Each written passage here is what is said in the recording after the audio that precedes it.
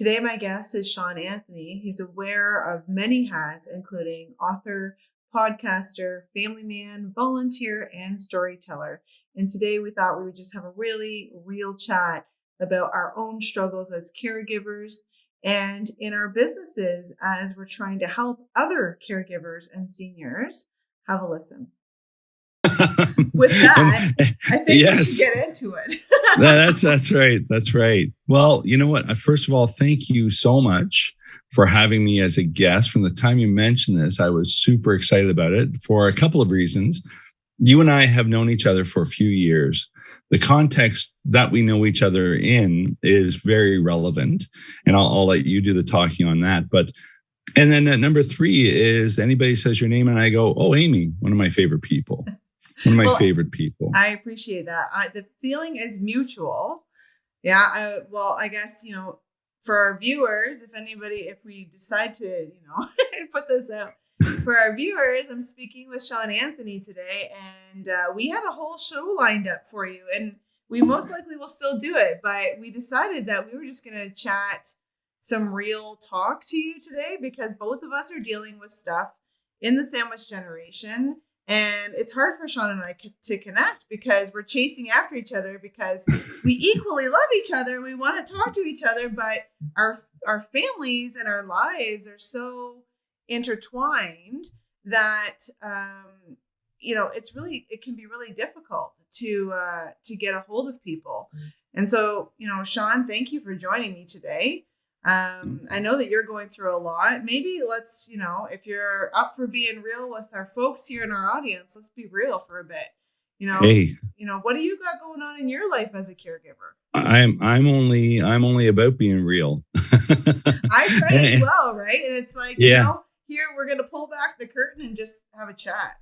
Yeah. Well, I'm first of all, I would say that when you talk about how busy we are, and with our careers, with our kids, and with our elders, us making the true sandwich parenting experience, it's a blessing. First and foremost, it's a blessing. My sister lives in Toronto, and so do my parents, Scarborough, actually, up until 2 or 3 years ago, and maybe 4 or 5 actually now. And I'll tell you how it started. I work at TaxWise. I work with the disability community.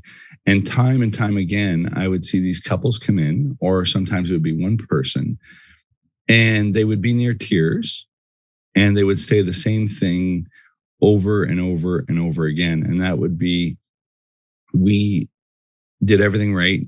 We saved like we were supposed to save. We had our house, we had our kids, they moved out, and we knew we were going to have to downsize. We knew that time was coming. The driveway was getting more difficult. The lawn was getting more difficult. We knew, maybe next year. Maybe next year.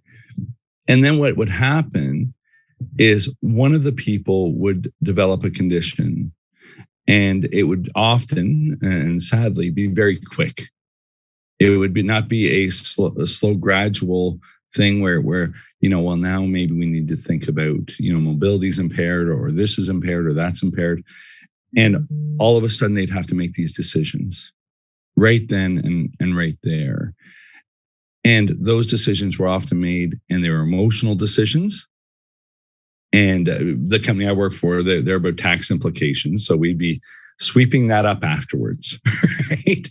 And by sweeping it up, and I'll give you this one example. And I told my parents this, and I don't ever want to say to anybody or my parents that I had pushed them to move to Ottawa. Yeah. I had pushed them to downsize because we had 2 young kids and we were paying for aftercare.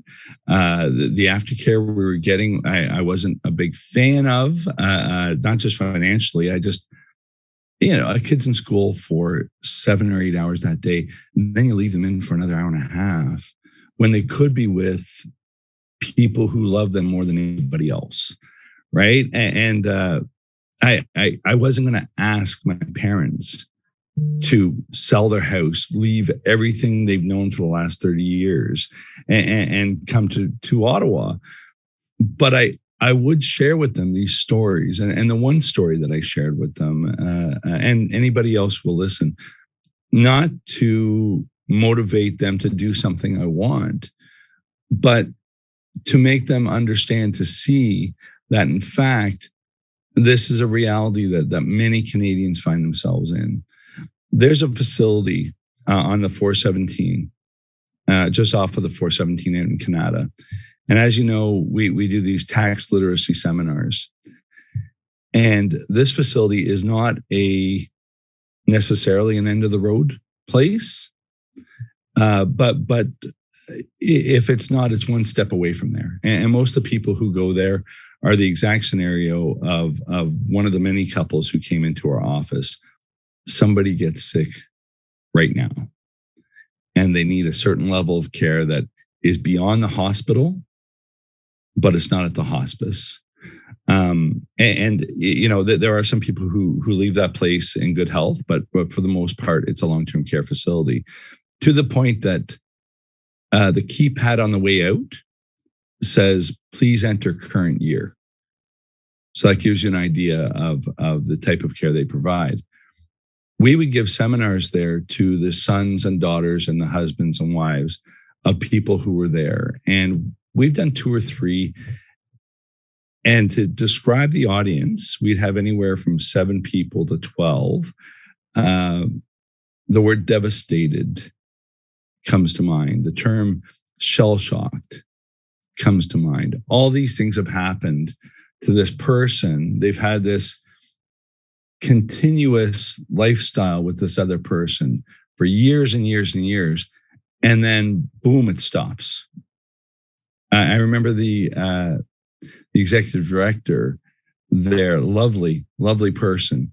She was telling me that, you know, we try to do everything. We try to give the best care we can. And then on the way out, before that person leaves, we sit down, we do some administrative stuff. And she said, you know, I'm a social worker by trade. So I'll sit down with this person and I'll say, okay, do you have everything you need? You know, your son, your daughter, are they around? Are they helping you or whatever? And she said this one person the day before had said to her, he said, you've given me everything physically I need, and you've given her everything physically she needs. But I don't know what to do now, because every day for the last 40 years, I've been sleeping with that person. And I'm supposed to go home now and get into that bed and do, and she does the banking, she does this, she does, like, I'm not sure how to do those things. And I shared that story with my parents, and I'll share that story with anybody else who will listen. One of the seminars I did there at one point, what I would do after the seminar, and knowing the amount of engagement you have, because these people are very distracted. And one of the things we try to do there is, I know you think you can't afford this, and you probably, you know, are in financial straits or whatever, but we can show you the tax implications that can help you out, or whatever it is. We had Christine with us there most of the time, and she would sit down one-on-one with most of the people there. And just this one man we were talking to, this had happened, and he just went, oh, I'm going to need this money. So he went to his bank account and cashed a very large amount of RRSPs. And just so that this is what you do. Your wife is sick. You go and you need money, you go get it. Right? Mm-hmm. He didn't see, like, long story short, I think he had a CRA bill that year, well over $25,000. Right? Excuse me. That's my producer, the dog. We got a 6-month-old puppy here who only likes to bark when I'm on the phone. Of course. That's right. But he had done what we hear so many people do. They had made these emotional decisions at a time when they needed somebody to guide them through. And whether it's, you know, even a friend who isn't as emotionally attached to that person to help them through. The whole downsizing idea isn't limited to picking up your things and going to another place that doesn't have stairs. So all of a sudden, my parents moved here, and they went from having a house with stairs and a driveway, and a lawn to cut to a condominium in this beautiful seniors community down by Hunt Club and the Parkway. It's just off of McCarthy. It's called the Lansdowne. And within it, there's, I think, 2 condo buildings, probably about 30 to 50 bungalows, clearly made for seniors, and 1 seniors residence home there. And they found community there, and they're very happy. And they loved pre-pandemic. They loved picking up the kids every day, and they loved spoiling them with sugar, which I'd have to deal with after they left. And then last November, but really we found out the diagnosis last January, my dad got sick. And my dad has cancer, and he's going through chemo, and there's great resources here in Ottawa for that, and everything is going well. But when we had scheduled our podcast originally, my dad usually has his chemo appointments in the afternoon, but it turned out this was going to be yesterday. I found out, or the day before yesterday, I guess late at night, I found out it was going to be in the morning. And I thought to myself, oh, what am I going to do? And then I thought, this is the perfect place to have a podcast with Amy, who is talking to caregivers who are talking to seniors. So I could show them, and literally I had my laptop set up on my dashboard in front of, I sometimes go to a coffee shop that's not far from there, but yesterday they decided to play music very loud, which wouldn't have worked out. But I said, okay, I'm going to park my car beside it and have my laptop set up so they could see the baby seat in the back and the vacant seat beside me. And we've been doing chemo. I think this is his 6th round now. Exceptional bravery on my father's part. I was telling a friend of mine, it's funny. They moved to Ottawa about 3 or 4 years ago, as I mentioned. And friends had told me, like, hey, how long has it been since you lived in the same city as them? And I said, boy, it's been 20 years almost.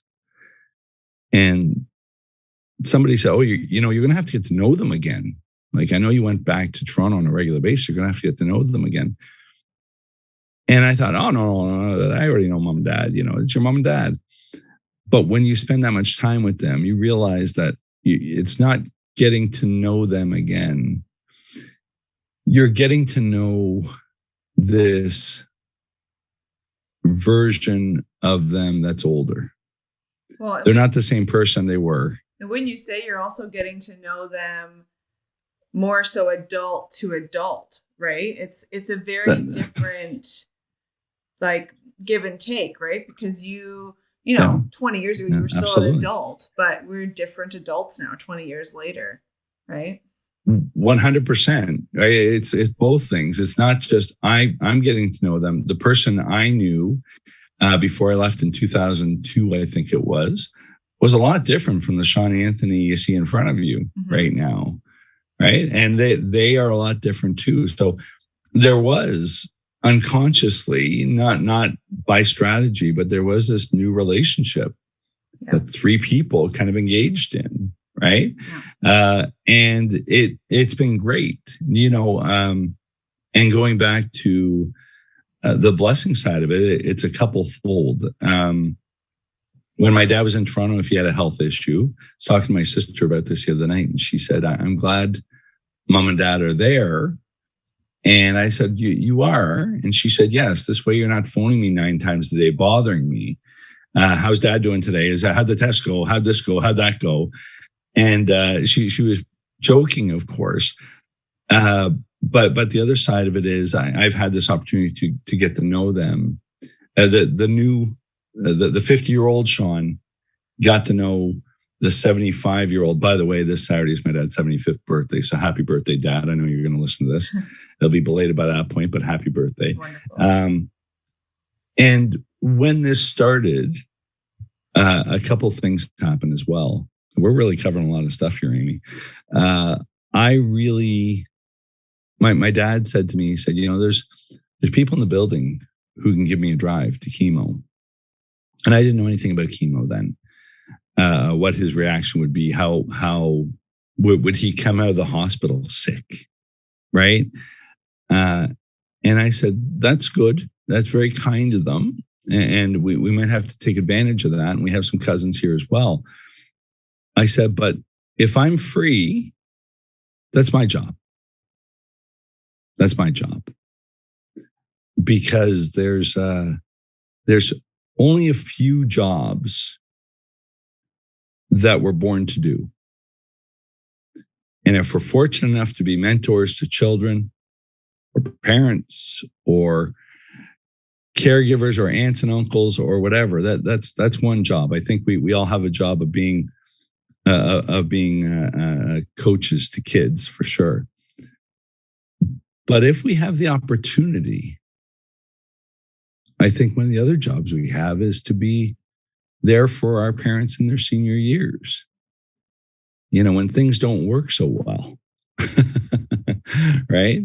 And I look at my time here as, I really wanted to, I'll just give the audio, I'll give the demonstration. There was a car seat in that back corner right there.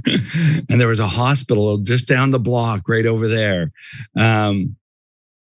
But when I think about our listeners, and I'm going to share another story with you in a second that really got me. When I think of our listeners, they already know it. They know it's a blessing before it's anything else. And from the time this started, I make a point of telling my kids, I was busy helping Poppy today, because that's what you do. And I didn't do it for any sort of currency or any sort of capital, not even emotional capital. It's just, that's, if you have the opportunity, that's what you do. And a couple things happened in our family. I don't mind sharing this, and I don't think my wife would mind sharing this either. A few years back, my wife's mom passed very suddenly, within diagnosed on a Friday, gone on a Monday. And when this started, I said to Susan, and the caregivers will understand this too. If I'm the person taking time out of my schedule to take my dad to an appointment, it's not just me doing that. My whole family's doing it. That means my wife has to be with the kids on her own. Any plans she had to do something with the four of us, well, that's just going to be the three of them. And that means their kids are going to be without their dad for an hour or two. And, which is important, but also more important for them to know this is what dads do. Yeah. Dads go take care of their, and maybe selfishly, the thing is, by the way, kid, you're going to be taking care of me one day. Don't forget it. Who knows?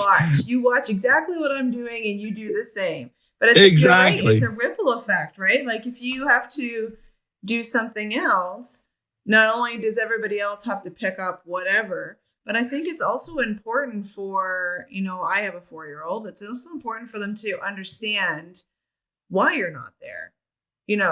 That's right. Then they start learning that. I don't know if you know this, Shawn, but our audience knows this, that my father-in-law is literally in process of moving in. My house is a disaster right now. And I'm all about planning, pre-planning, plan again, plan this. And everybody knows that. And we did. And then what happened to him happens to many of my clients, where you put the plan in place, the stress level alleviates a little bit because there's a plan in place on his end. I mean, ours as well, but on his end, because he's living alone near Windsor, dealing with everything. And then all of a sudden, health fades because you're constantly doing something stressful, and then you let it go a little bit, and then your health goes. And so now we're in a recon mission, coming up this weekend. Again, this will be a bit delayed when people see this, but coming up this weekend, we're in a recon mission because we were ready in a couple of weeks to bring him. Now he's got to come now. So if he doesn't come now, we're afraid that things are going to get worse. So we're literally driving to him this weekend. And so, I see this happening, and I'm always so scared for some of our clients who don't plan, because I know the plan's going to get messed up, but at least there's some kind of footing, right? There's a foundation, a framework there that you can rely on, right? It's, best laid plans, right? You can do, at least there's something there that we can go back to. And it's basically in fast forward is basically what it is. The plan's still there. The things are still happening. Yeah. But his room wasn't ready, and this bed's not here. And, we haven't, somebody's working on our basement. So all the stuff we had to move from there to the basement is in my living room, right? The 4-year-old's, of course, home sick all week this week as well. Oh, we're filming podcasts. I'm working. This is what our, my life, your life, our viewers' life, this is what it is. And we're all just trying to get out of here alive, right? We're just trying to make the best and make sure that the people in our lives, our children understand what we're doing, our loved ones understand what we're doing, so that they know they're cared for by us. It was interesting. I was talking to a friend of mine, and I was talking about just being busy. And I hate to say that. And I got a buddy of mine who used to always say, we're always busy. Like you say you're busy, you're not busy. And at that point, I didn't have kids. Or I didn't have a partner. And he said, oh man, I'm busy. And he's like, buddy, you don't know busy, right? But I think another friend of mine had said to me, he said, it's an extraordinary time. You're just busy. And I said, you know what? It's not an extraordinary time. This is life. It's life, yeah. This is the experience of being a son, of being a father, of being a partner, of being a neighbor, right? That this is what, and you can make choice. We make choices too. Like there's partway through, early in this, I was, at the first beginning of this, we were really, well, Dad needed a prescription, and I gotta, I'll go and get that for him because I don't want him to be without the pill he needs. And then I'm at the drugstore and I'm talking to the pharmacist, and he said, hey, we have a delivery service.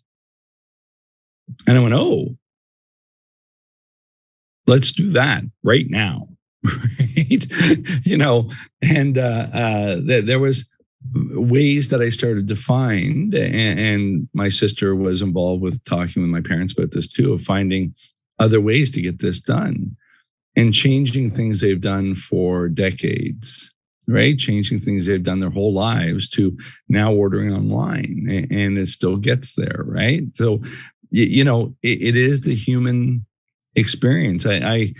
We can call it extraordinary, or we can call it what our uncles and aunts did a generation ago and our parents did a generation ago. And, depending upon where they were geographically in relation to their parents. But the interesting thing my wife had said when this started, and I said, I got to take my dad for chemo tomorrow, whatever. And could you take care of this? And she said, wow, would I have loved the opportunity to have taken my mom to chemo, right? Because her mom's cancer came on very, very quick, and it was very fatal very quickly. And, you don't want to think of taking somebody to chemo as a positive experience. But if you're deprived those days, right, boy, you would jump at that chance now. It's an odd thing to think about, but she would have jumped at that chance. And it's one of those reminders, that you get every now and then when you're there going, well, it's a full day. And you think back to that and you go, oh, there's some perspective. Well, there's always some perspective. There's always, others that people look up to your life. And then you look up to someone else's, and someone has what you don't, and you have what they don't. And it's, it's all relevant. And what you said about busy is, I think it's relevant to your own personal boundaries, your own, bandwidth. Busy is, relative to your own bandwidth, really. And, what your busy is might be different than my busy, but that doesn't mean we're not busy. And I also don't really like to say busy, right? Because it is relevant. Yeah. So it's like, it depends on who it is you're talking to. But there are days that you're like, oh my goodness, how do I even fit one more ounce of anything in, right? And and those are the days too. And I talk to a lot of caregivers. I know that it's hard, but you need to understand that you have to build in time for yourself, time to take care of yourself. I recently got back from a trip and Mike didn't come with me, and we were planning this trip together. And we decided all of a sudden that his dad was going to be moving in. We decided this a couple months ago. And we had been talking about it, but then all of a sudden just went fast forward. And he's like, I don't think it's good for me to go. And he's like, but you should. And I said, okay, husband, like I will go. And my sister and I went. And the reason I went is because my cup was spilling. There was just no room left between everything that was going on and not having a break since before I was pregnant, which is now 4+ years. That's too long. And, I'm not saying everybody needs to jump on a plane and go for a vacation, but the thing is, what I realized is when I got there, I literally did nothing. I sat on a beach chair and did nothing. I didn't read a book. I didn't listen to a podcast. I looked at people. And you know me, Shawn, I don't stop easily. Normally in an all-inclusive trip, I am bored to tears. You can ask my sister. She was shocked. Literally, and that's how burnt out I was. And I said to Mike this morning, I don't know what I would have done had I not gone. Because this week, I just got back last week. This week, my whole life changed. Right? In the split of a decision, it's like, okay, everything's in fast forward. My house is in shambles. I'm still doing my stuff. And that's, a lot of people, like I said, you don't have to take the vacation. You don't have to do the same things. But a lot of people aren't taking time to fit in their busy themselves. And it's such a epidemic for the people that we're dealing with, whether it's a spouse, whether it's a adult caregiver, whoever is the caregiver. It doesn't matter the age. It doesn't matter the responsibilities. And I was just speaking with someone also about folks with dementia as well. And we have this thing, in the retirement homes, it's really difficult to get short respite. And that, a week and under, especially for someone who has high care or is a wander risk from dementia or has, high care with dementia, wander risk or not. And, it's, there's this thing in the industry that is, we don't want to, move someone with dementia all the time because it really messes them up, right? It can be really fatal. And then I was thinking about it yesterday because of a conversation I had, and it's like, but what about the caregiver who's caring for them?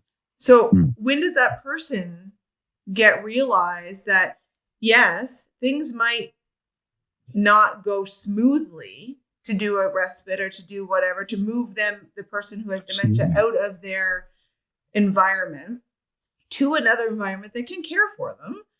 It might not go smoothly, but what's the other alternative?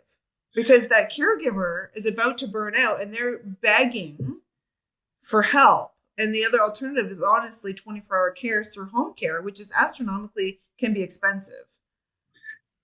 So speaking of that, it's two things came to mind. The caregiver piece, especially, and I've got a couple of friends who recently lost somebody in their lives, and after that, they have spent a very large time. I met one who's going through it right now. A very large amount of time doing the administrative, the closing the estate.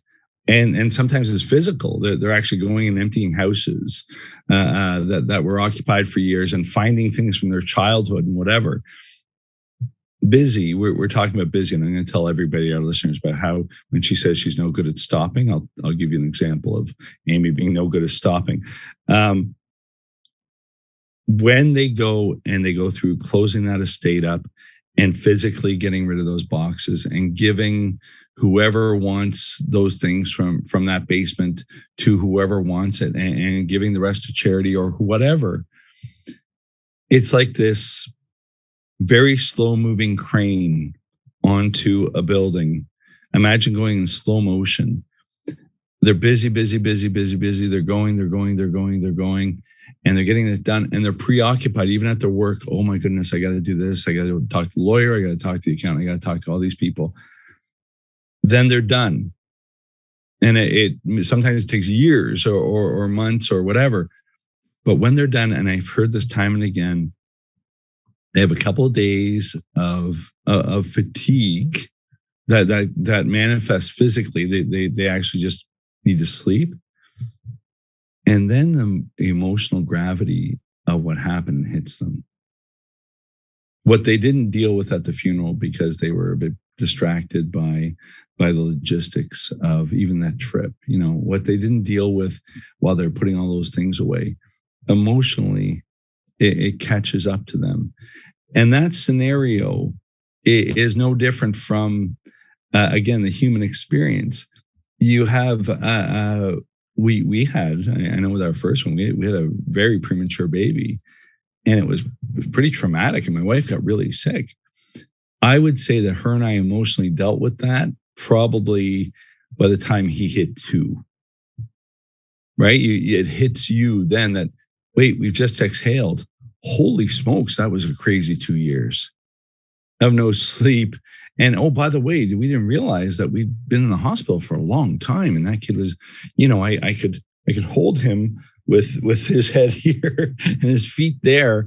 And they were over the moon if he actually drank 10 milligrams of milk. Wow, over the, and you're dealing with that.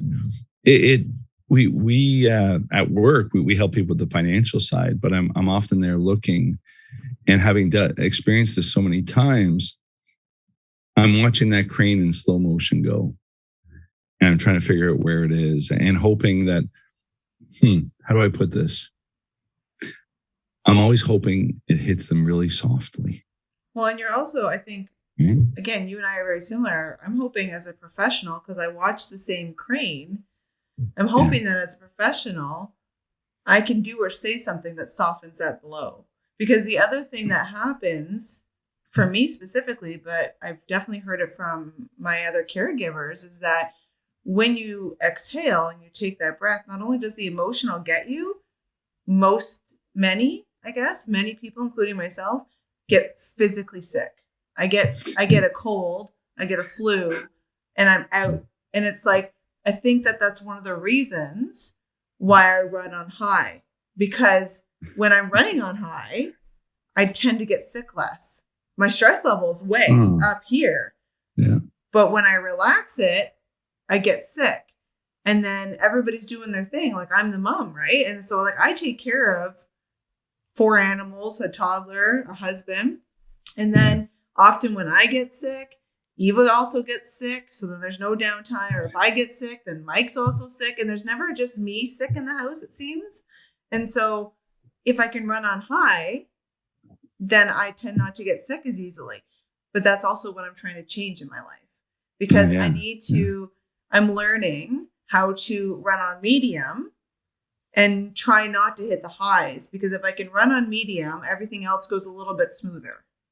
Yeah, you're dead on. And, you think back to when we went to school, and I remember going home for Christmas after exams, and honestly, having a day of being on my dad's recliner couch, just kind of, I was beached there for a day.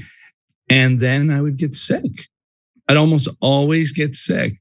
And you could blame it on, oh, well, he took the Greyhound bus and must have caught something there, or he did this, or he did that, whatever. I was stressed. I was it's a run as fast as you can to a brick wall, because you're just done. And then, oh, we're done. And then your body kind of goes, all right, buddy, you've been mistreating me for the last 3 weeks. My turn.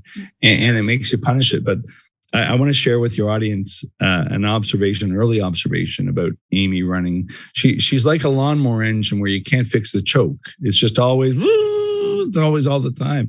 And we do a charity with the Good Companions, and Monique, the wonderful Monique Doolittle Ramos, and the wonderful Nikki and Nicole and the whole team there. And it's back before the pandemic.